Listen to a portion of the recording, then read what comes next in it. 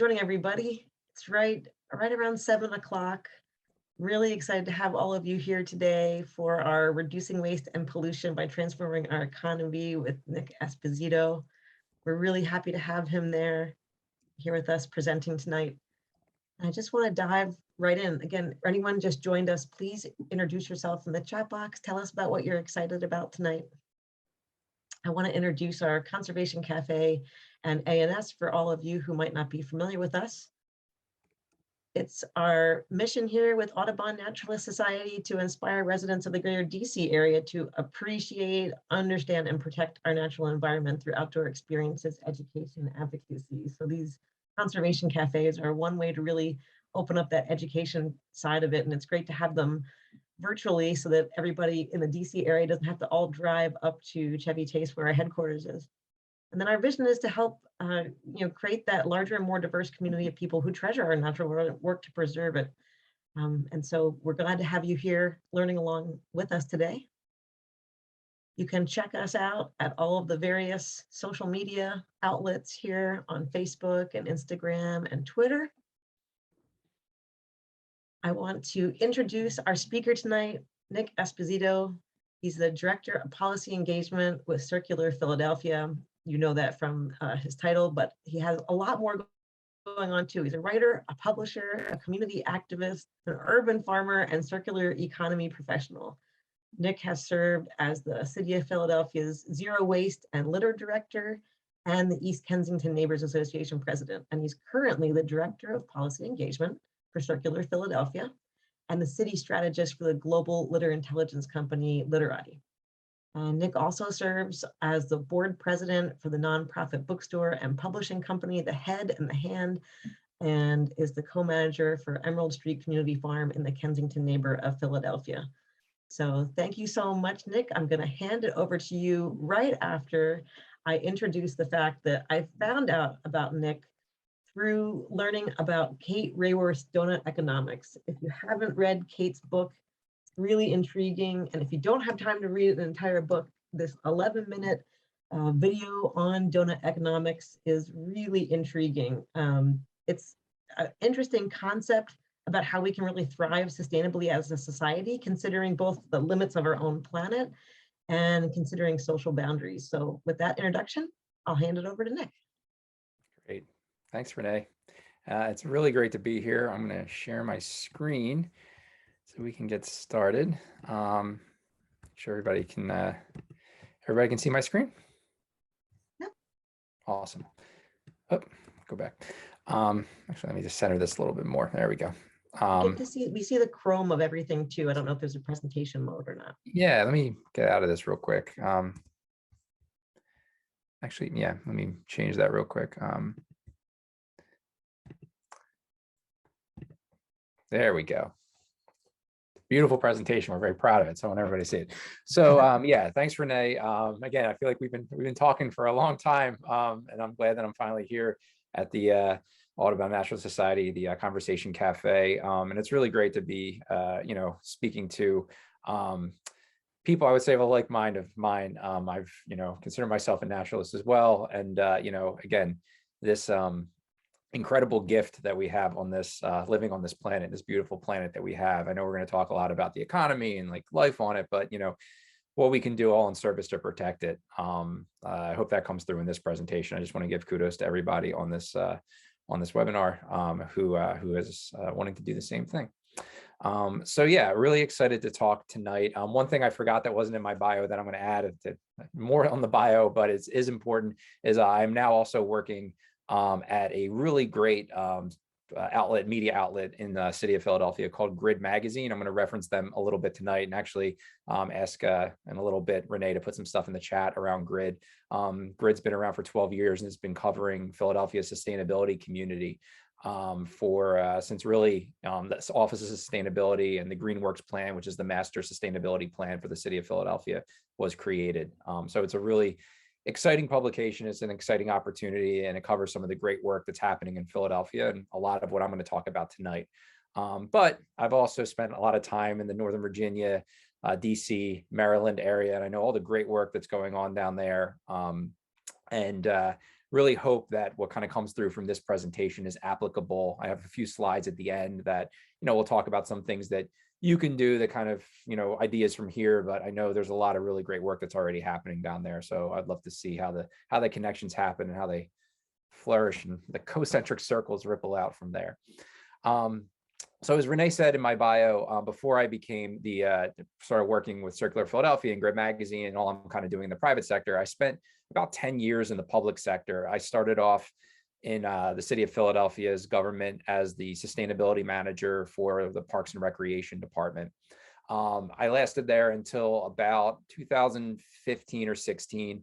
And I was kind of in the midst of these conversations of the city wanting to start this thing called the Zero Waste and Litter cabinet, and just kicking around ideas, because if you've been to Philadelphia, it's a beautiful city. It's incredible things are happening. I love living here, but it is an incredibly littered city. And there's a lot of reasons for why that is, root causes that we needed to get to. So the person who became the managing director of the city of Philadelphia at the time, his name was Mike DeBerardinis. He was the commissioner of Parks and Rec. We knew each other. He knew a lot of the work that I was doing at Parks and Rec around composting. We were doing a food recovery program with our rec centers. I was really getting into the waste sphere. And he said, as he became managing director, which is basically like the chief operating officer of the city, we need to do something about, progressing our goals to be a zero waste city. Like so many cities were adopting zero waste, but we had to do something about this litter problem. So why don't we start thinking through what this can look like? And what we did was we came up with this concept of, again, really coupling the ideas of waste and litter. As I've said before through my work with Litterati, I really look at litter as the kind of first indicators of what you need to address if you want to go to zero waste in a circular economy. They're the overused, undervalued, and hard to manage products in our society. So another good reason for why we wanted to pull in litter also was we wanted people to take us seriously. We didn't want to walk into rooms in Philadelphia and tell people, hey, you should go to zero waste. And by 2035, we're going to do this. And when they say, look at our streets right now, why don't you fix that first? So we said, we created this feedback loop. We're taking our waste management practices into the 21st century. We're going to address the litter issue in a positive way, but we have to start addressing the litter issue as well. So we created this cabinet and I was offered the job. And I remember I was kind of struggling with it because I really loved being at Parks and Recreation, and I really loved all the land work I was doing, again, saying, I love the natural world, the natural environment. But I was talking to one of our grounds guys. I used to run a sustainable land care training for the department, and he was a friend of mine. And I was just kind of, being vulnerable and just betting to him. I said, hey, I got this opportunity. Like, what do you think I should do? And he looked at me and he said, Nick, I love all the stuff you're teaching us about like sheet mulching and better pruning practices and planting and, what native plants we can use, but we don't do any of that. All we do is pick up trash. That's all we do. And that really hit me really hard. And I said, yeah, this is an issue that's really holding our city back. And to move forward, we have to address it. So again, I don't want to go through everything we did with the cabinet, but it was 3.5 years and we did a lot of great work. I'm very proud of the work. But unfortunately, when the pandemic hit, the budget was being looked at, how they were going to kind of rethink what was happening, and the zero waste and litter cabinet, for a really bad decision, I would say, by the administration, was put on the chopping block and they got rid of it. And they're feeling the effects to this day. I still talk to my colleagues, obviously, which you'll hear about in this presentation with Circular Philadelphia, where there was this kind of lack of, I wouldn't even say like creative and strategic thinking on, what can we do as we get through this pandemic to kind of come out on the other end to a better society. So it was a big blow. It was sad after spending 10 years, but I'm really, really in city government, but I'm really proud to be able to carry the work on. I was having this conversation with someone today and I said, I just couldn't let this go. I couldn't say, we made all this progress, we've done all these things, and now I'm just gonna, go do something else. There's too much opportunity and potential in the city of Philadelphia and the country and the world when it comes to the circular economy and reducing waste. And real quick. And I am really excited to be able to carry this work on with Circular Philadelphia.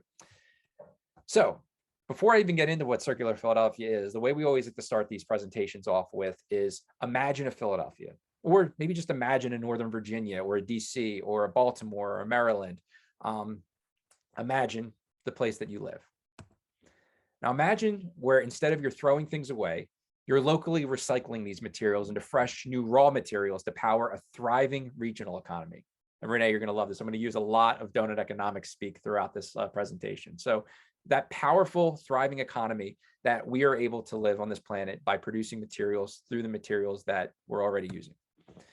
Where, and I wrote this line and I loved this line because we struggle with it, but we wanted to know how to say it, was where secondhand doesn't mean second rate, but we can develop subscription and reuse systems for our unwanted goods to power an equitable, thriving retail economy that everyone can afford. So again, looking past that, again, I love the thrift store. There's great thrift stores all throughout Philadelphia. We're really blessed with a lot of them, but we don't have to look at it as a place where, I guess I'm a elder millennial hipster, so shopping at the thrift store is like a badge of honor, but for some people it's not. It's like, a sign of desperation, things you just have to do. Well, how do we change that paradigm? How do we make it part of our retail economy? And this is a big one, where instead of making the consumer responsible for single-use goods and packaging, we pass smart legislation that reduces the amount of waste in our everyday lives. The industry, and I'm sure you might have seen the Frontline documentaries about this, and like where this line of thinking has really come is the industry has really gotten good at convincing you, the resident, the taxpayer, the consumer, that it's your responsibility to deal with all of this waste. It's your responsibility to have to figure out where it goes and how to pay for it. They just sell you the product. Well, that's not always how it's been. If you looked at like Coke bottles from 1920, they actually said property of Coca-Cola. They wanted that glass back because glass and sand wasn't as plentiful as it is now. But as they've kind of, the post-war years, and as we had more resources that we're able to make into these products, they didn't need to do that anymore for their business models. So they were able to buck it off onto the consumer. Well, we're saying that shouldn't be like that. We need to change that paradigm in thinking. I can get into some of those a little bit later, how that's happening. And finally, where instead of accepting an unsustainable economy, we develop resilient economies that runs on circular systems to eliminate waste in our consumption and our human potential. As you're going to see through this presentation, there's a lot of equity that's wrapped up into what's happening here. As we've seen, the economy does not work, and we've seen years before the pandemic, and especially during the pandemic, the economy does not work for too many people. And we believe that by creating this, you're going to create not just a better, more sustainable economy, but also a more equitable one.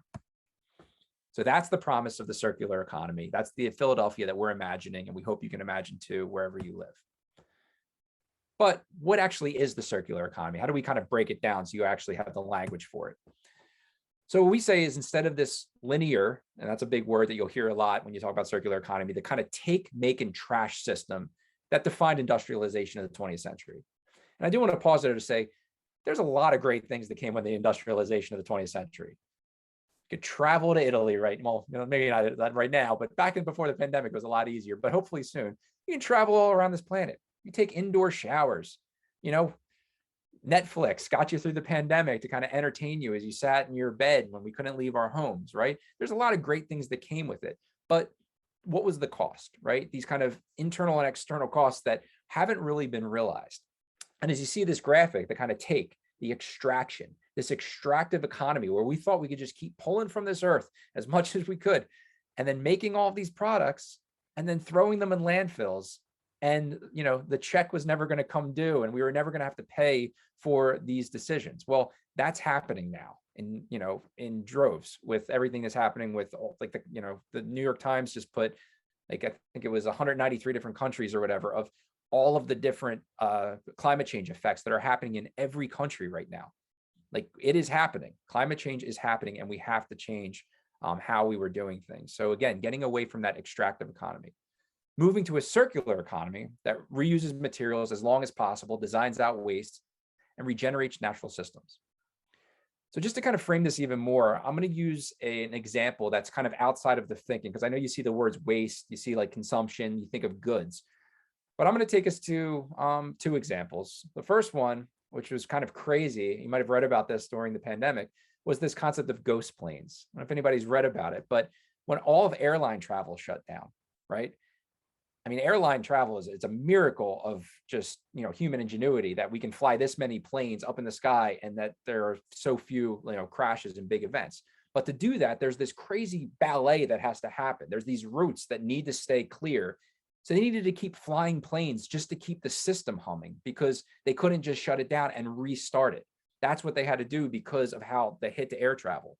So it's great to be like, oh, I want to stop flying in planes. But if you really started doing that and started kind of disrupting the system, there's a lot of other consequences that come with that. The other example I'll use is I'm actually building a house right now. I'm trying to do it as sustainably as possible. We're building a new house for my family, right next to the house we live in. And we made the plunge to do solar on our house. So we're putting solar panels up. And as I go through this process and I'm thinking, wow, it's amazing. I'm going to produce 60% of my electricity, or 65% that we'll produce and then also send back into the grid. Once we get a battery in, wow, this will be even more. Like we could maybe fuel the whole house. What happens when your house becomes its own power plant? Someone makes the panel, someone installs it, maybe there's some maintenance, but it's nothing like the jobs that are happening right now with all the material we have to extract, all the material we refine, all the material we burn in, the different power plants. That's a very disruptive economy if all of a sudden everyone starts shifting to that. We need to plan these shifts. We need to plan these transitions, and we need to do it again with equity in mind and being smart about it. So again, the circular economy is reimagining that system into looking at it as the current system of a continuous loop that transforms how we design, make, and use everything, not just your goods, not just composting food, although, these are big things about it, but our energy, our technology, all of these different things that we're using. It's looking at the entire economy. It's really exciting. And the other part that I love about it, and again, this fits is why I loved Kate Rayworth so much in Donut Economics. And as Renee said, you should totally read the book, is I've been in the sustainability world for, 15 plus years at this point. And I think a thing that really started to get to me and bug me before I discovered the circular economy was too often the message of sustainability came with this message of scarcity, with having to kind of, reduction, limit, there's not enough on this planet right now. We're using too much. We have to kind of shut it down. And when you read Kate's work, she's not like anti that. She recognizes this is a thing. We have to be more mindful of our resources, but we can create these systems, right, where we can meet all of the needs of people in the way that is comfortable in these middle-class lifestyles that we've started, while not going past the planetary boundaries, meaning we can thrive on this planet. We can create a thriving economy. However, we can also be mindful of that system that needs to regenerate what we're using, not just extract and then throw in the trash. It's always like the joke, when the aliens come here 1,000 years from now or whatever, and they look at our society, and hopefully it's still around, but if it's not, they're going to look at these trash heaps and be like, what were they thinking? Like, this is crazy. They took everything out and then just threw it away. Like, why did that happen, right? We need to think of a new system. So this all sounds great, but how are we going to, but why now? And again, circular economy has been around for a long time, but it's really gaining traction. You're seeing it with just Circular Philadelphia, how much our membership has grown, how much people are involved, and how many people are interested in this. Well, a big jump as this has been the pandemic. And again, people who have been, really looking at this and paying attention, they've seen the, huge flaws in inequity and kind of how our society runs. But the pandemic just really kind of blew the doors off of this. I mean, it was unavoidable and undeniable how inequitable our society was and how unsustainable it was, especially how we manage our resources and waste. In Philadelphia, not only were we having trash pile up all over the place, it wasn't getting picked up for 3 weeks because workers were out with COVID. We saw the ripple effect of all the industries being affected by this one thing, how interconnected we are and how we could possibly use it to our advantage. But we have to make sure that we can transform this innovation starved system. You can't use it to your advantage unless you innovate within this system. And there's much too few innovation. Take trash collection for an example. We've been picking up trash in the city of Philadelphia the same way for the last 75 years. The Romans had landfills, right? Like it's time to get past these things that we've been using for too long. Because if we don't, Philadelphia, places like Northern Virginia, DC, Baltimore, Maryland, they're going to risk falling behind other major metropolitan areas across the country that have already begun exploring the circular economy. Again, the circular economy is not something we're going to voluntarily do because out of the goodness of our heart, because we have to. We're going to do it because it's going to give you a competitive edge to run a better society. Because if we don't, it will jeopardize the well-being of our city's population. And that's really what we're getting down to. We have to make this shift. And also harm the prosperity of the businesses that serve them. We're really proud of the good mix of individuals and businesses that we have as members that are getting behind this movement. And they know their businesses are going to, the message we have is your business is going to be better. You're going to make more money if you do the circular economy. You're going to be more prosperous, right? Maybe not if I'm talking like a big corporation, right? We're telling them like, you guys have taken too much already. But for other people running, especially small businesses in cities, this can be, again, an advantage for them. So I know all these things are kind of dire, right? And I was, trying to play it up. But don't panic, because again, this is where Circular Philadelphia comes in. This is what we're here to do, to kind of take this seemingly monumental, hard thing to figure out and actually make it work in the city of Philadelphia. What I learned, again, coming from the operations world, from Parks and Recreation in the city of Philadelphia, was if you can't make it work operationally, it's not going to work. You can't just go in with, these like great thoughts and this like self-righteousness. This is the right thing to do, right? It has to actually work in the system, because the system is calibrated to work at a certain thing. We need to recalibrate it. So again, some of our beliefs. I mean, we believe that our region's businesses and institutions should make the most of their money, materials, and potential. So we're saying, you're being smarter, it's like that work smarter, not harder kind of thing. You're being smarter with the money, the materials, the resources, the human potential that you're using for your business. And again, knowing that they're going to have a tremendous impact on the people who live in Philadelphia. I do believe that most people get into the businesses that they run, the organizations that they're in, any job that they have, some people go to work every day and hate what they do, but some people, they want to enjoy what they do. They want to give back. They want to be, there's pride in being that restaurant owner where people love your food. There's pride in being, creating a great good that people like to use and seeing it, around the city when you're walking around. Well, how do we kind of take that pride and again, attach it to the circular economy? And again, it's like you, it's us, everybody next door. I mean, this is our neighbors all kind of coming together. So sounds great. Now but how? How are we going to do this? So we are driving the circular economy in the greater Philadelphia region through policy advocacy. So this is, as the director of policy engagement, this is a big part of the work that I do. How do we advocate for the right policies? And again, that's that kind of like nice value proposition we have for our members and our businesses and our individuals. Like, what do you need? What's holding you back? I'm not even asking like, what kind of advantage do you want? Like, what is stopping you from even just competing with the conventional businesses that have been, kind of subsidized and doing this in our economy for too long, and it's not working anymore? What do you need? Then education and outreach, right? So if we put the right policies and in place and we advocate for them, well, once they start happening, who do we need to educate? Who do we need to do outreach to kind of expand those policy opportunities to get people to use them as much as possible? And then once you have the education and outreach, and there's enough people kind of, you got this momentum, you got this movement started, how do we really get the market transformation? How do we break through so that the majority of the people can really latch on to what's happening? And, I think that's something I hear constantly when I give these talks, and I was Zero Waste and Litter Director, people being like, I don't like, man, recycling, you need like a PhD to recycle. My goodness, like what is a 7? What is a 6? What does that mean? What are these?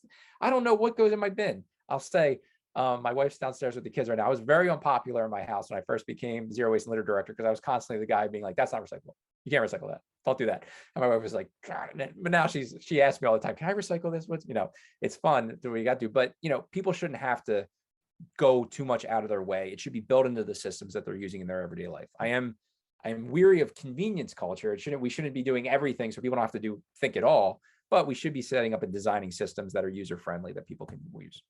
And then finally, collaboration. Again, how do we all work together? It's not like an us versus them, businesses versus the consumer. I'm trying to get the lowest price. Everybody's pitted against each other in the system we have. How do we create a more collaborative economic system? So collaboration, who are we working with and who are we serving? Well, we're working with businesses and institutional operators. So we have everyone from like the small business that kind of just started. We have a startup membership for businesses all the way to huge institutions like the University of Pennsylvania, Temple University, bigger institutions that we are working with, and everyone in between.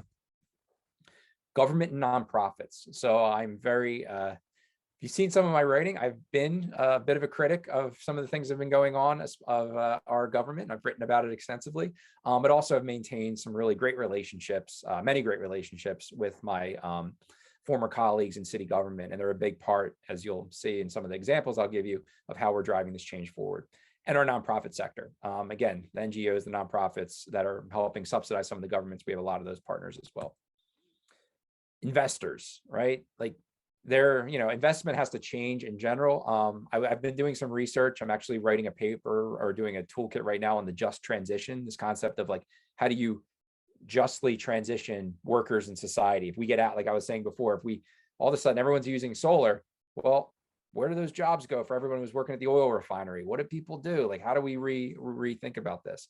So as I've been doing my research, I learned about like the Green Bank in DC. There's a Green Bank that's opening in Philadelphia, right? Like this is cool investment that needs to happen. And you can be profitable. You can make money off the investment. Maybe not what like, you know, the hedge funds are making right now, but that's not sustainable. I think we've seen what's happening on Wall Street. But we have to bring investors into this sector and get them to kind of, again, be part of the system, not just try to extract from the system. And then finally, consumers. Again, it's like we want to work with individuals, people that just like want to go and buy things and be a part of the system and make sure that these businesses can serve their needs and meet their needs and hit the pain points, as they say, and when you're trying to start a business. And again, our goals are to promote smart policy. We want to promote smart things that I've seen this too often. I've spent a lot of time when I was Zero Waste and Litter Director. I'm very proud we passed 8 pieces of key legislation in 3 years, which is a lot to move forward the Zero Waste and Litter cabinet. One of them was a plastic bag ban in the city of Philadelphia. I've seen what it's like when people write policy or write laws that are not going to be enforceable. They're not going to work. They're not going to meet their intended target. It's like, how do we do smart policy that's actually going to meet the intended need and do the kind of market mechanism we need to succeed? We want to drive innovation. Again, I said this is an innovation-starved space, but there's a lot of innovation possibilities and a lot of players that are starting to get into this sector. How do we work to kind of bring those people to Philadelphia? And I'll give a few examples of that. And demand and facilitate action. I'll say one thing I hear from my members all the time is like, when they join, they're like, listen, I'll join this thing, Nick, because I like you. And I like happy hours, but I don't just want to go to happy hours. I don't want to go to meetings. I don't want to I just want to see things happening. I want to join this thing because I want to see action happening and things moving forward. And that's really what we hold dear to our heart. We're not here to just meet every quarter and talk about how cool the circular economy is. We actually want to move this thing forward. And again, we're here to make sure that we get this right as a city. And this is a critical time, as we said, as we're coming through the pandemic, we're kind of reopening society. How do we do this? We want to make it easy for our partners. Again, not too convenient, not like they don't have to do anything, but we want to ease the barriers of entry because there are a lot. We want to stay competitive with other cities, as I said before. And this is a big point. And this is something that has been lost on Philadelphia a lot, sadly enough. I feel like we're just not thinking about, I think we're just taking it for granted, the amazing restaurants and bar. You know, I guess the pandemic should have showed us not to take these things for granted once you lost how important these things were.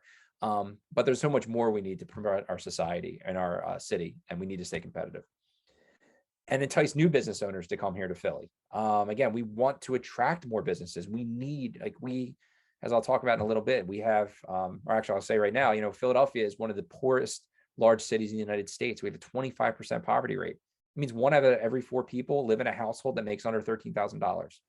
Just sit with that for a second. Under $13,000. It's crazy that people are living off of on that. We need to bring more business to the city of Philadelphia. We need more jobs here. We need to improve our economy, and we need business owners to do it. And again, what I love about this is it's not coming with that idea of scarcity with even the new business owner, right? The first-time business owner, first-time college graduate, right? You don't want to tell them, hey, like, sorry, you just got to the party, but it's over. We're shutting this thing down. You want to invite them in like, hey, let's get this thing going, but let's do it sustainably. And also reward the businesses who are here who want to get it right. And I'll talk a little bit about how we're doing that. But again, there's a lot of great stuff that's already happening in Philly. And if you haven't already, I'm sure hopefully after this presentation, you'll see all the cool things that are happening in your city around circular economy that's already happening, and how do we uplift and support those people. And in short, again, there's that word thriving again. We want to thrive. We want to maintain our desired vibrancy. And that was in the 2035 plan for Philadelphia. We want to have vibrancy, and we want to work hard to achieve it. So we're doing all of this through the initiative that we work on with our partners. So again, we work on policy advocacy. We work on sector-specific market transformation, which I'll take you all through in a second. We do technical expertise and assistance. So we can work with businesses, we can work with organizations to help with their technical expertise to grow their, organizations or businesses. Physical and technological infrastructure development. And I have a really cool one. I've been working on it all day, so it's really fresh in mind about how we can really develop the infrastructure. And then again, education and outreach. How do we let everybody know what's happening here so the market transforms? So again, just some things that as I go through our sectors that I just want to continue to keep people in mind on, all right? So one of the sectors we work in that I'm going to talk about tonight is textiles. So the MacArthur Foundation basically puts the number at, if you move to a circular textile industry, right? And that's all the different jobs in textiles. It's the manufacturing, the selling, the kind of recollection, all the different things that need to happen. You're going to increase jobs sixfold. So right now there's about 6,000 jobs in Philadelphia for textiles. Remember I was talking about that crazy poverty rate that we have, that we need more jobs? Well, imagine if we dump that number to 36,000 jobs because we're moving to a circular textile industry. Worldwide, again, these are MacArthur Foundation facts. They believe that by moving towards a circular food system, you can add $2.7 trillion in consumer benefits to the global food system that we have right now. That's off of basically like a $5.9 trillion food system that we have globally as it stands. So you're basically adding like a 50% increase to the amount of food, jobs, food system work that's happening by moving to circularity. That's a huge increase. And in Philadelphia, a city that like thrives off of its great restaurant scene and its historic Italian market and a lot of great family farming right around here in Pennsylvania, in Southeast Pennsylvania, there's a lot to gain by moving to a circular food system. Not to mention, getting over the insane statistic that in America, we waste 40% of the food from when it's sold, like in the supermarket, to when we consume it. It means we're really, really good at growing food. Again, that system that we have that's revving, it's growing, it's stripping our topsoil. We're using crazy chemicals to grow all this food. And then we throw out almost half of it because we can't even eat how much we're producing. Like, this is a crazy system. Not to mention that there's people going hungry. Like, none of this makes any sense. It's crazy. So if we really start to change the system, we're going to add way more benefits. And finally, on the built environment, this is a Arup study that they did on the built environment. And they said about 25% savings on building materials that you can have if you move towards more circularity. And again, I'll go through some of the things we're working on and what that means. But again, saving on 25% of your buildings, I'm building a house right now. If I could have saved 25% off of the crazy loan that we took out to build this new house, I would have been very happy to be able to do that, right? And we're trying to be as smart as we can. Our builders are awesome. It's like this learning journey we're on about how to, source cooler materials and how to recycle these materials and how to save some money here and there. But this should be standard practice. I shouldn't have to be educating my builder on this. I'm glad that I have the opportunity to do it and I have the knowledge, but it should just be how the system works. So again, these are the three core focus areas we're working on. Once again, the food systems, built environment, and textiles. So I'm just going to take you guys through a few wins that we've had through our different sectors. And they're kind of exciting. Again, I want you all to keep in mind, we've really just been up and running since June 14th, 2021. So we laid a lot of groundwork. We got our infrastructure set up, website, all of that, but we've actually been working on policy and all the things for a little, just a hair over 6 months. So one huge thing we did kind of right out of the gate, which was amazing, was we were able to redo the administrative code in the health department to allow for reusable containers. And here's the quick story. In February of 2021, I wrote an article for Grid Magazine, which I work for now. They were allowing me to write a column. I've known them for years and I was writing for them. And I said, I want to support my local restaurants in Philadelphia. I'm sure you were doing the same thing wherever you're from. But I said also, the amount of styrofoam containers and plastic bags or plastic containers is driving me crazy. Like, it almost makes me not want to buy from these restaurants because of not only just all the trash that's filling up my trash can, but just, the hurting of my soul to watch all of this material collect in my house. Something has to be done. Would some entrepreneur please come and figure this out? So 2 weeks later, I think it was, or in March of 2021, this really great Indian food restaurant chain in Philadelphia, in the area, there's in the counties. They have 9 locations. They're called Tiffin. They have great food. They launched this thing called Tiffin to go. And if you know Tiffin, like if you know the Indian word, the Tiffin is actually that kind of like 2 or 3 container metal container, basically, where people in India take their lunch. And it kind of keeps the rice and the different like sauces separate as they bring their lunch in. So they're actually named after a reusable container. So it just made sense for them to do this. So I was like, thank you, Tiffin. So I was so excited. I went back and I'm like, great, I'm going to write an article about Tiffin. It's great.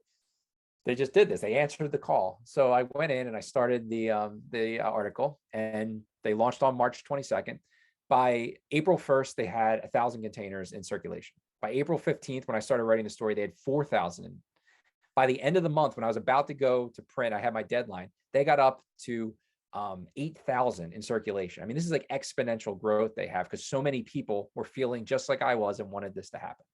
And on April 29th, on a Friday, when 4 o'clock, when dinner service is starting in the restaurant, the health department walks in and says, this actually is not allowed in the city of Philadelphia. You cannot use reusable containers for to-go food. You have to shut this down. So frantic, I'm on vacation. I'm actually at like Seneca Lake in upstate New York with my wife on a little our first getaway of the since the pandemic started.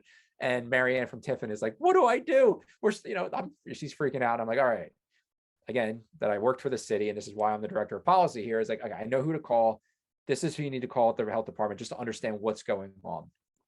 And what happened was, and again, I had actually commissioned a study right before the cabinet kind of was disbanded and ended on what are all the barriers? What are all the problems in the food world to go move towards more zero waste? And I had a Penn student or a fellow from Penn who's in a master's program there kind of assessing the entire code. And she actually found this very obscure, weird law that was, or kind of administrative code that was passed in like the 90s.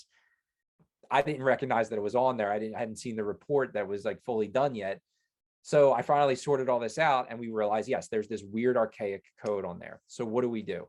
So we started working and organizing with all of our people, and we put together very compelling, thankfully in our network, aside from Tiffin, we had another person, Elisa Shargaratsky from Ecosystems, which is a consultancy here in the city that's helping people also move towards, our businesses move towards more circularity. They had actually already gone through this. So what the city initially made them do was get a variance. So a variance is a thing that basically allows you to do something outside of the law if it's deemed for the public good.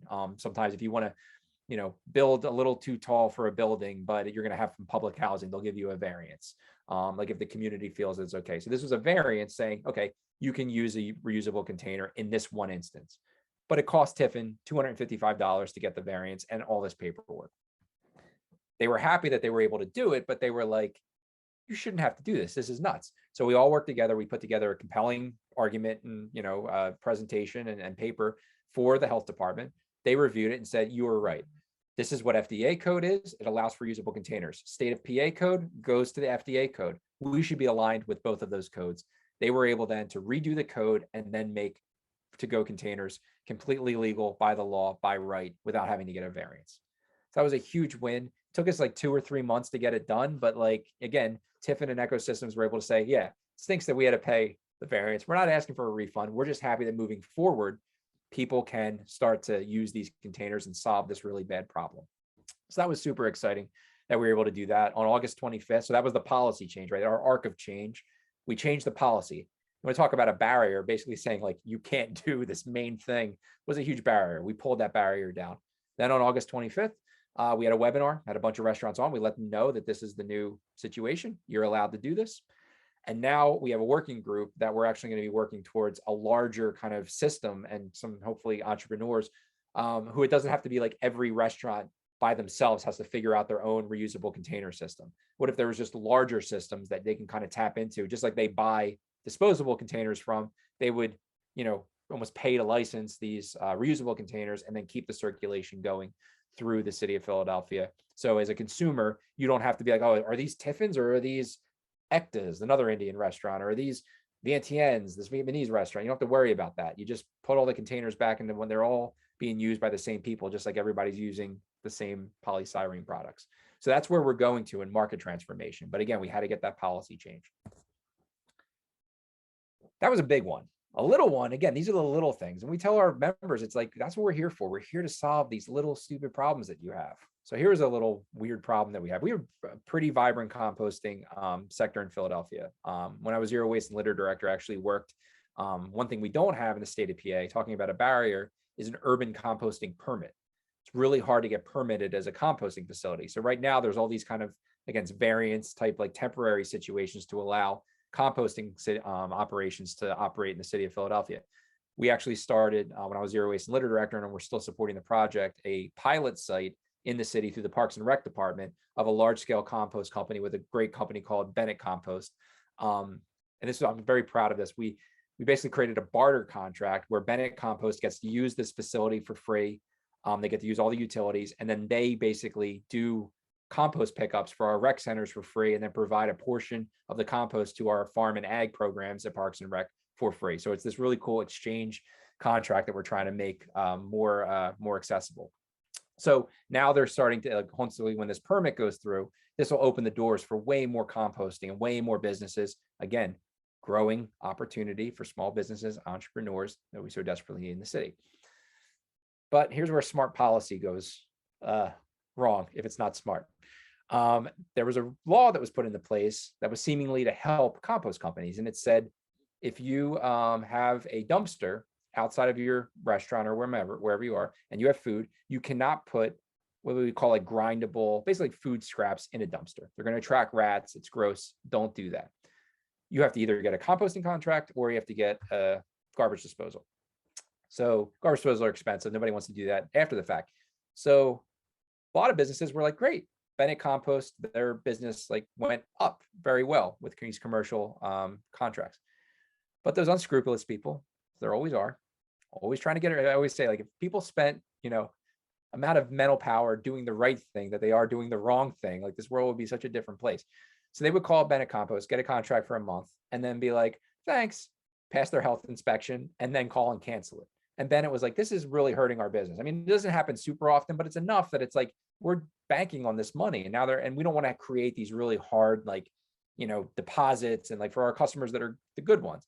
So we said, okay, let's talk with the health department. So we came up with the language, and basically anytime this happens, they send a letter to the business that says, and connect them to the health department and say, we're sorry that you don't want to do this anymore. But as you know, this is by law, you have to do it. And the health department will be out within the next month to inspect your restaurant to make sure that you have this contract.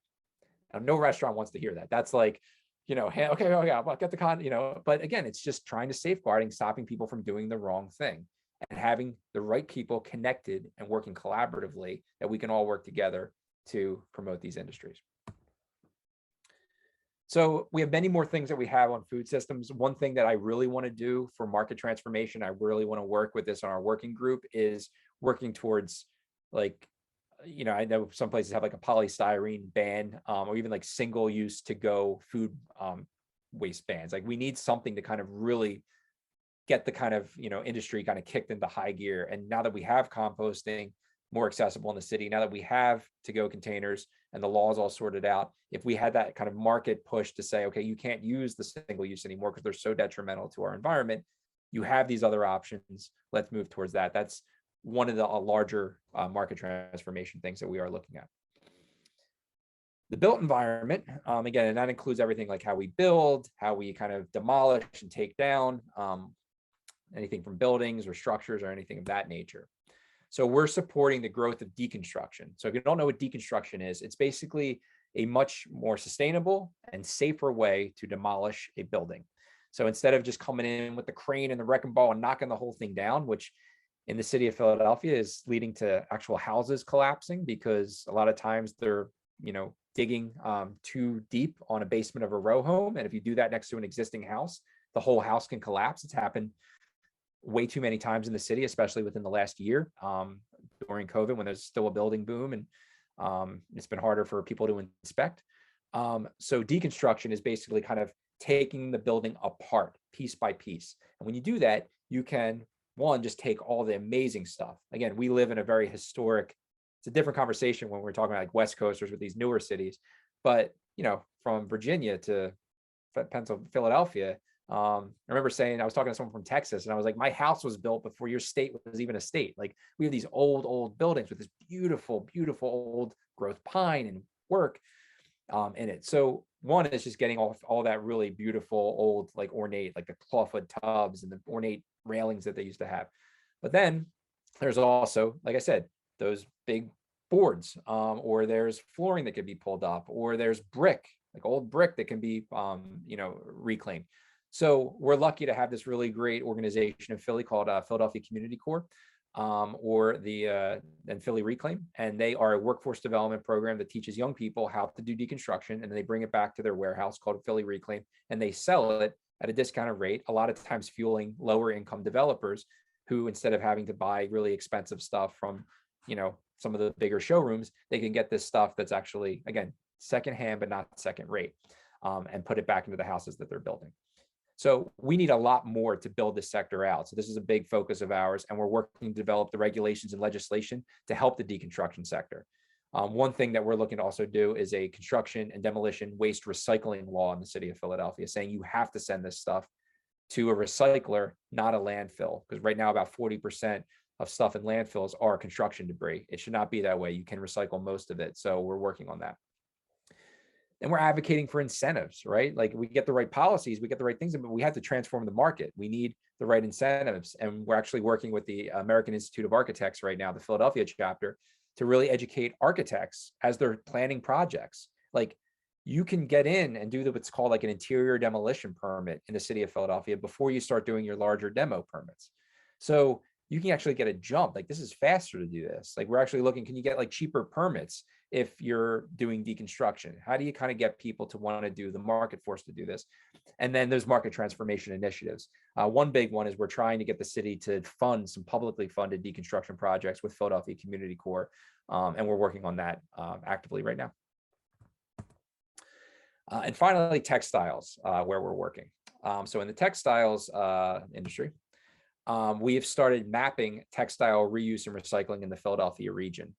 So there's a dearth of data right now that we need more of. We just need a lot more data on this, and where is all the textile recycling and reuse in the Philadelphia region. I asked Renee if you want to put that in the chat now. You guys can look at it later, maybe take the link for Soak Grid Magazine, which I also work for. I actually, again, we're keeping it all in the circle here. Samantha Witchin, who I co-founded Circular Philadelphia with, who I couldn't be here tonight. She wrote an amazing article that's in the chat, and we also have a video kind of to go with it of all the incredible stuff that's happening in the city of Philadelphia. This gets back to around textile recycling. Again, this gets back to attracting the businesses. So you'll see a business called Fab Scrap. They were based in New York, and they basically take scraps of fabric that go off of the like manufacturers' floors, and they repurpose them into new materials. They have a great volunteer program. They're doing a lot in that thing.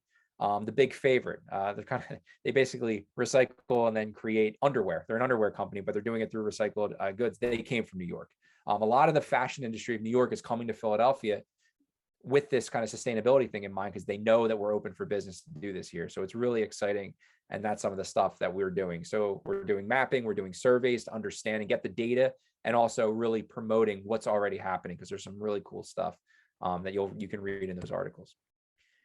And again, all of this has happened in just 6 months. It's incredible for the work we've been doing, the group of people that we have, and how we're pushing all of this forward. So some things that we're going to do next. We're mapping all of our circular partners. We're working with this really cool tech platform called Litterati. It allows you to, it's almost like a curated Yelp, instead of just like going to the algorithm and like that's based off of people's complaints, basically. This is a way that you can kind of curate on like storyboards, like instead of getting like the 10 things here, like 10 restaurants in Philadelphia in this neighborhood. Well, this is like, where is all the circularity? We're going to map all of our circular partners again to really show people all of the circularity that's already happening with our partners, but then also other examples in Philly. Again, this city was kind of built for circularity, right? And I hate to say this, that sometimes it has to do with our poverty rate, but when people don't have enough, they're resourceful and they're smart about it. And so it's how do we actually turn this into the economy and make it thrive? So all the repair shops that we've had, all the, groceries that have been, having bulk sections forever, all the, little coffee shops that let you bring in your reusable mug because they don't feel like, buying more paper cups. Like, there's a lot of this already happening in the city. So we're asking our members to go find these examples, and we're going to map them as well, because we really want to shine a light on the people that are already doing this. They just might not call it circularity, and hopefully they will after we map it and we engage with them. So this is a great engagement thing that we're doing. Another really cool thing, this is what I talked about with the infrastructure. This is what I've been working on all day. There's a landscape architecture firm in Philadelphia called Olin, and they got a small business investment research grant from the EPA to basically research how to do better investments in environmental type approaches. So what they're doing is they actually figured out a way to turn glass back into sand and then mix it with soil for potting mixes and for green stormwater infrastructure things, like a tree pit that you do to kind of stop stormwater. We have a really big like green stormwater infrastructure program in Philadelphia. This can fuel all of that through all the glass. So we joke, it's like drink a beer, plant a tree, you know, a ton of glass will fill a tree pit. So all that bottles that we're drinking, we can do that. But it's a better way, because right now glass is it's the saddest story of recycling. It's really never gets recycled the way we do single stream. I know you guys have that really cool thing in Northern Virginia. I loved it. I've talked with some of your towns, the Purple Bin Club and all the purple bins, where you're trying in a more systemic way to kind of segregate your glass out so you could actually send it to the bottlers that can actually turn it back into glass. But the way that glass is collected through single stream, it's too dirty. All it's really being used for is like landfill cover. It's not being used for much, the lowest grade. This is turning it back into sand. And we're working on the commercialization aspect of it with Olin and a bunch of our partners, which was super cool because it's allowing us to bring our partners together who are all part of this project, like Bennett Compost, Remark Glass, that takes glass bottles and then blows them into like jewelry, new cups, all this different stuff. They're trying to really scale. So it's allowing us to kind of write this circular business plan in the city for collections of glass, kind of outside of the normal single stream system, and then the production, which is super cool. And then connecting the sharing and circular economies. We have a program and a relationship with Shareable, which is a national kind of sharing economy organization, and then a local app called Ying.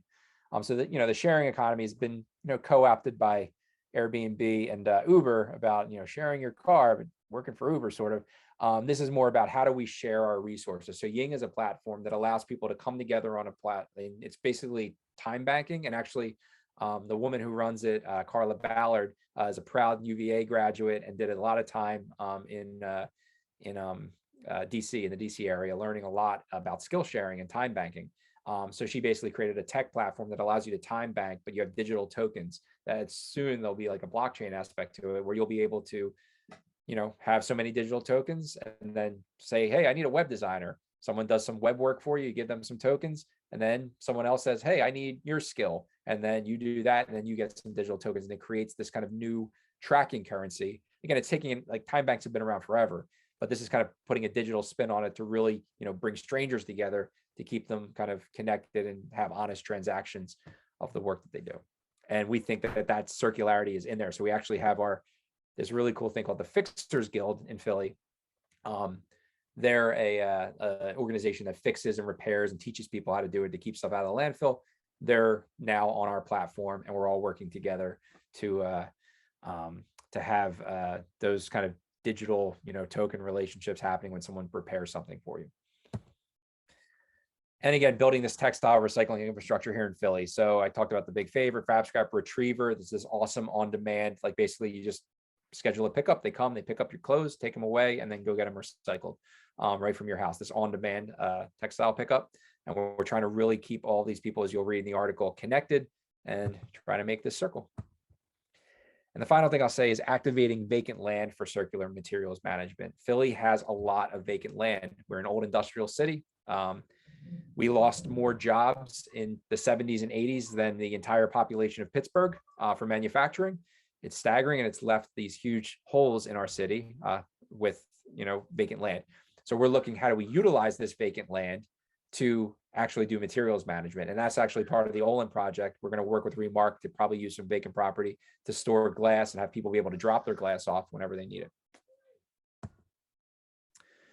So that's all the cool stuff we're doing. And again, the thing that I'm trying to talk about and just really try to impress people on as they start to kind of understand what the possibilities are. We have a $45 million waste management budget just to throw things away. That's not including like the trucks and the labor and like everything that has to do to pick up your sanitation. That's just money that's going to like waste management and some like the Covanta incinerator to basically either burn trash, bury it in the ground, or try to find some places to recycle it. And we say, what if you just took 5 million of that and redirected it to the circular economy and could really show how it's dropping the amount of materials that are happening? What if we invested more in the textiles that I just talked about, the industry? What if we had, Philly Reclaim get a better warehouse space so they can have more deconstruction and keep that out of the landfills? how do we kind of start to shift this investment, shift this paradigm, and shift this thinking and put it towards our circular economy? So again, from tonight, I really want to inspire you all when you start to think through where you're from and the communities that you're in, identifying the businesses that are using circularity in your city so more people know about them.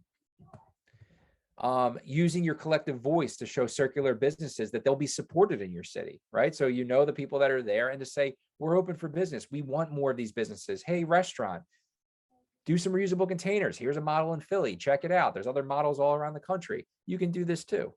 To use your collective voice to let officials know that they should make the circular economy a priority in policy and practice, right? And I know there has been, I know Montgomery County, Maryland has a lot of great stuff in their city government that's moving more towards better materials management. I know DC has a zero waste plan, Baltimore has one. There are these things, I've talked with a lot of people in Northern Virginia, all the different towns from Arlington to Alexandria. There are cities that are wanting to do this, and to have their citizens kind of demand it will really pushes it forward. And again, finding more ways in your community to keep waste out of the landfills and incinerators. Again, that purple bin club is so cool. And having more people adopt that, more people utilize it, and kind of spreading the word.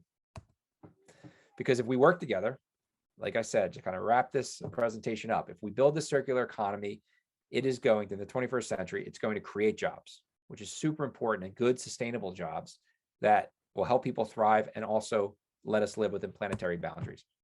It'll reduce incineration and pollution. I know there's a big controversy in Baltimore with the use of the incinerator there. The same thing is happening in Philadelphia. It's an environmental justice issue. And if we can reduce that, stop pollution, and make people's lives better where they're sited, that's a win.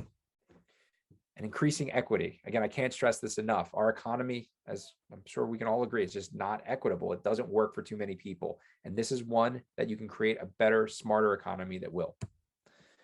And again, position Philly as a vibrant leader, and hopefully your city too, in the future of more sustainable cities. The circular economy, I think, is the key to unlocking that and what we have to do. So the last question I ask, and Renee, if you could put this in the chat, it's always, are you in? And we're always looking people to join us, support us. I know there were some people on here who are from Philly who, if you're coming back, you want to join and help us out, or if you're just compelled and want to make a donation and help us progress this work, it's always appreciated. So thank you so much, and I look forward to a question and answer. That is great. Thank you so much, Nick. We do have some places, some questions in the Q&A and also in the chat box. I also wanted to say, yes, Trace is a really cool place in Vienna that just popped up. I haven't been there yet. And Mason and Green in Old Town Alexandria is the one I think that Wendy's referring to. Oh, there you go. Yeah, Matt got that in the chat box too. Very cool.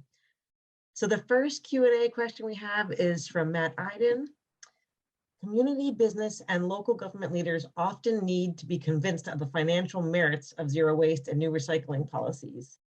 So do you have any real-life case studies of how dollars and cents aspects of a circular economy would show financial benefit, especially maybe to those that see more than just conservation advantages? And I was, just as you were talking, I was thinking, maybe your supporting of the deconstruction might be a good example, not only with giving jobs, but also with getting secondhand, but not second-rate items into the hands of people who can buy it at a lower price. Are there other things? Sure. I think deconstruction is great. And actually, you sparked a story in my mind. I was just talking with a company today who does what I'm about to talk about, and it sparked this story. And I told them it, and they were like, "Oh, it's hilarious!" And I feel like I have to tell this here. So, again, what I loved when I was Zero Waste and Litter Director, which really kind of opened my mind to the broadness, the intersectionality of all of these things, was, when I first came on, it was like, oh yeah, you're going to work with the streets department who picks up the trash, and maybe the parks department. But the cool thing about the cabinet was it brought in the transportation authority, the Department of Transportation for the state, the planning department, the law department. It's all these different people that were and then procurement. And it's well, why are they all on the zero waste and litter cabinet? What does that have to do with zero waste? So when I started digging into procurement, one, there's a really great opportunity just to do better contracts, to say, to hold people more accountable in our contracting. But in our procurement, and a lot of cities do this, this is kind of a common thing, is doing what we call kind of surplus work, basically. So in the city, we have a lot of surplus sometimes, crazy stuff you never think of, really beautiful brass bullet casings from the shooting range from the police, right? That's this really valuable metal, or other metal that we're pulling out of buildings, or what's some other stuff, or just like all the like all the office furniture. Like, you have all these buildings that we have that have to be outfitted with all this office furniture. Well, if we get new stuff because people didn't want it, what do you do with the old stuff? So there's this whole place in our procurement that was all dealing with surplus and trying to find places for these unused goods, or places that we can like scrap metal. So I'd work with them a ton. And I got pulled into a conversation with the school district, again, another partner on the cabinet, which some people were like, why is the school district in this? And it's like, well, why not? We have to educate the kids. But also, as we're sitting in this room, we're with this Mural Arts Philadelphia. They're this great, if you don't know Mural Arts, you should. It's brilliant way to kind of engage artists. It started in the 80s to stop doing graffiti and start doing public art on walls. And that's led to Philadelphia actually having the most public art than any city in the world, basically because of all of our murals that we have. So they have another program where they were working in schools and doing kind of found materials. There's this really great, awesome partner called Trash Academy who we work with. They're a member of Circular Philadelphia. And they were working to take reclaimed materials from the school district and create installations out of them, like seating, benches, all this thing. So they were going to take all these desks and use the desks as seats, the tops of them. But the main artist went there and she's like, I can't believe this. There's like a whole dumpster full of desks. Like, they're going to throw out. Like, this is crazy. So we got down with the operations. Like, Nick, would you please come and just like talk sense to these, like, what's going on? So I remember sitting there with the operations people, and they're kind of like, they're entertaining the idea. Like, okay, well, maybe next time we do a clean out, we can, maybe get some of this stuff for your little art project. Fine. And I'm kind of like being quiet. And then I turned, I'm like, well, what do you guys do with it? When you clean out, like, how many schools do you clean out? And they told me they're like on a rotation. They like are constantly updating this stuff. Now, this is a district that's constantly crying. I say crying for it, like that has like very little money. Like, and there's a whole lawsuit right now about how Philadelphia is not funded as equally as the rest of the state. It's a huge issue. But for an organization that's facing that much financial constraint, you're just getting rid of all this material. So I said to the guy, I'm like, well, you can make money off of that. Like, we have a surplus system in our procurement. I mean, we made like about $1.5 million last year scrapping stuff and selling surplus. And he was like, what? And then all of a sudden he was like listening. He's like, $1.5 million. Like, tell me more. And it was like, okay, now you're hearing me. Like, this is not just some like art project. And not to say you shouldn't poo-poo that in the first place, because this is important that we're doing this cool art project with these kids, but also these are resources. You should not just be throwing them in a landfill and paying to get rid of them. So that's just one example. And again, we're going to keep building up our case studies. And as you said, Renee, especially around the built environment, where it will improve our, but again, the jobs thing is really like what we're trying to show is like, you're going to create more jobs, better economic opportunity by creating these materials management systems. That's really exciting to hear. Another question we have from Joe Dompia is, do you have a document about the business case for the Indian restaurant? Like, how do they clean up the containers? How much money do they save? How do they begin advertisements for consumers? All of those details. Yeah, if you just went to Tiffin's website, you went to Return to Tiffin, they have the whole thing kind of set up there that explains how the system works. They haven't done a case study yet on the actual like money saved and things yet, but that's something that that's one of the things we do want to work on our food systems. Again, we've been doing this for 6 months, but we want to start documenting like what the actual financial impact. But if you go to Return to Tiffin, you can see how the system works and their case that they make for it. Excellent, thank you. Sure. And then I just wanted to call out that Amy Marin says that here in Montgomery County, Maryland, we have a vacancy for a director of environmental protection. 1 million people, 80% of the budget is for solid waste, incineration, recycling. Please throw your hat into the ring. So there's a link in there in case you're looking at anything else, but it's always exciting to hear about opportunities and hear from great people like you. So yeah, we can spread the word. Any other questions in the Q&A or in the chat box? This is your chance to ask them for Nick. I'll have one question in the meantime, which is, I heard you talk about repair shops. Is there any right to repair legislation that you've worked on, or does Philly allow that? Talk about that. Yeah, section.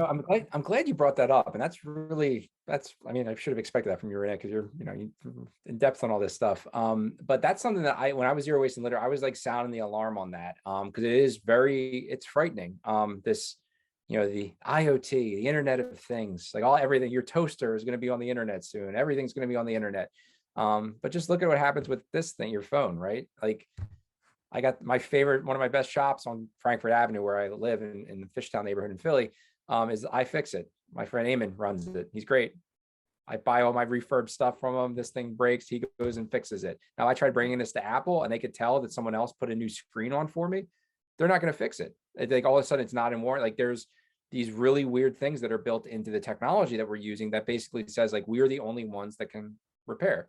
I mean, think about, working on your car back in the day, like gearhead, wrenching around. It's hard to do that these days. Most cars are on computers and it's proprietary computer systems that are happening. I mean, if you've been following the whole crazy semiconductor thing, that's why we can't make cars right now. And Tesla, because they have their own very proprietary way of all their conductors and everything they do, they're actually succeeding right now. But it's chilling that you're not gonna be able to wrench on your Tesla. Like you have to take it to Tesla to get it fixed. So there's a lot of great things that are going to come with the Internet of Things. There's a lot of good data we're going to get. You're going to make things more efficient. It's going to be better for energy. But the biggest thing right now, I think, and what I've seen in right to repair is tractors. That's been a big thing. Farmers, and especially you guys have such agriculture down where you are. That's a huge demographic of people that are like protesting and getting out there to say, I can't fix my tractor anymore because it's computerized and it's proprietary information. And if I try fixing it myself, it's going to like not be under warranty anymore. And that, that shouldn't be the case. It's again, going back to equity. So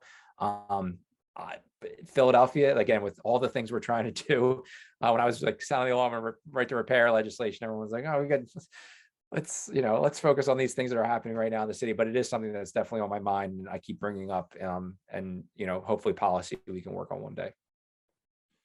That's great. One of the questions in the chat box was, getting guidance to advocate for these smart policies. Do you have any templates that we can use to write our elected officials? Are there any good sources that you recommend for that? Yeah, I mean, we usually kind of create like a lot of organizations kind of write their own like templates based off of, like the issues that they're working on. But that's a really good point. We to kind of like share stuff that we've seen work or like advocacy things that we've seen work. So that's something I'll definitely take a note of for Circular Philadelphia. I think that there was a really, even though it had not a really great chance of passing in the beginning in the first place, but the whole beyond the break free from plastic bill. So it was a big suite of bills basically to kind of do all these things to get rid of plastic. They did a really nice job with, so if you want to go to their website and kind of see, I think they did have some templates for like how to contact elected officials and to advocate for this legislation. But yeah, we've a lot of times it's just organizations kind of doing it on their own. Yeah. And for folks that are in the DMV area, if you're on our action alert mailing lists for Audubon Naturalist Society, our various advocates, conservation advocates, I'm the Northern Virginia Conservation Advocate. So as we start following the General Assembly for state legislation, we certainly keep our eye out for things like this. And our Maryland Conservation Advocate is also keeping her eye out for the current open General Assembly. And these are the kinds of things that we certainly keep on our radar so that, local organizations that might be in your area are another way to keep an eye out on what's happening locally at your state. Joe also asks, what are the skills of your team and how many people do you have? Yeah. So how we started, basically Samantha and I founded it together, and we worked with a person who is now our board member, Julie Hancher, who runs a really great site. You should check it out in Philly called Green Philly. Again, the fact that we have two like sustainability news sites in Philly, I think is one of those things that just makes you like really proud and happy to live here. So she helped a lot with kind of getting us off the ground for our communications and our launch and everything of that nature. Right now, Samantha and I are the two main employees, and we also serve on the board as well. She's the director of operations and programs, and I counter that with policy and engagement, and we keep it running. And then we have a really strong board. Again, we have Julie Hancher, we We have another person, I don't know if his legend in media has made it down to you all, but his name's Terrell Hagler, but he goes by Yafave Trashman on Instagram. You should check out his Instagram if you haven't. He is a former sanitation worker who worked for about a year into the pandemic and saw just how terrible the sanitation workers were being treated. And again, that was a big kind of breaking point for me with the administration, to be honest with you. And I'm pretty vocal about this now. I was telling, the administration, the streets, like, I'm seeing all of my colleagues from all around the world. Like that's how I met Kate Rayworth. I was part of the C40, the Climate 40 Cities global network of waste. And I'm watching all my colleagues and they're talking about, what's going on with like how they're keeping everyone protected. And I wasn't seeing any of that in Philadelphia. And I was sounding the alarm saying like, we have to do this or people are going to get COVID. What happened a month after I was, left my, the cabinet was gone and I was out of my job. Our whole sanitation system just broke down because so many workers were out with COVID. We were having 3-4 week trash delays just sitting out. It was crazy what happened in Philly the summer of 2020. And they persisted for months. Terrell saw that and was like, this is awful. So he advocates for sanitation workers. So again, we have a really diverse board. We have a woman named Taja Patel, who is a lawyer at Comcast, and also a woman named Marilyn Anthony, who has done a lot of different stuff, used to be a professor at Fox School of Business at Temple, and does organizational management. So we've got this very diverse board that's really helping us out to make sure that we're covering all the aspects that we do. And then we have our, our volunteer groups and our working groups. Again, we're trying to really leverage and meet people's needs for why they want to work on this stuff and help promote it. So, so just two of us who get like actually paid to put our time. And we're both not even full time yet. We're trying to build this organization out, but we're having success. It's really inspiring. Another question from Joe is, do you have write-ups about the composting model that you're developing? So yes, if you go to, it's going to be, I have to find it, but if you go to the Office of Sustainability's website for the city of Philadelphia, they have, if you just like looked up composting on their site, I could try to find it and get it in the chat, but we have a kind of a whole thing of like how the public-private partnership works, what we're doing with Bennett Compost, and what we're doing to try to get this permit done. So we do have that on the site. I don't know if Renee, if you could find it, but I think I could look for it really quickly. And we'll try to dig up some of these links to the things that we've talked about, and we can put it in our follow-up email, that when we send that email out with the recording of all this, so that you'll have a bunch of resource links as well. So the things that have been shared in the chat, as well as some of the things we've talked about here. That looks like all the questions that were in the Q&A. Any last minute questions in the chat box that you want to throw in there? Definitely getting some praise in the chat box, Nick. Thank you so much for your excellent work. Oh, man. Thank you so much. Yeah, I appreciate that. And I see that one comment about my trash is being commingled. Again, it's happening too much. This is a system that just, these guys, and again, I always say too, and this is why I love Terrell, is like these sanitation workers are not the end. I mean, these are just people getting paid to do a job. They're trying to do the best they can. They're working in really tough conditions. And like when stuff's getting mixed, it's because a higher up is telling, this is the root, and they're telling them to do this. It's not like they're just being lazy and just like making it happen. That's why it's happening, because they don't have enough people and the system's been breaking down and we got to get a new system. So yeah, I'm glad people are pumped to continue work. Well, Nick, give us a tour if we go to Philly. Of course, I would love to. That's exciting. I like the idea of maybe a sustainable tour. Maybe that could be a whole nother business model to get out and do a tour of really cool businesses. Thank you so much for sharing all of your knowledge. Like I mentioned, we'll collect some of these links that we talked about, the things in the chat box, and we'll get you out the recording as soon as possible, hopefully within the week or so. But it will be sent to everybody who's registered for this webinar. And Nick, we thank you so much for your time. It was my pleasure. Thank you so much, Renee, for having me. And thanks to everybody and all the work you do. It's been a pleasure. Thanks everywhere. All right. Thanks. Take care. Thank you. Bye.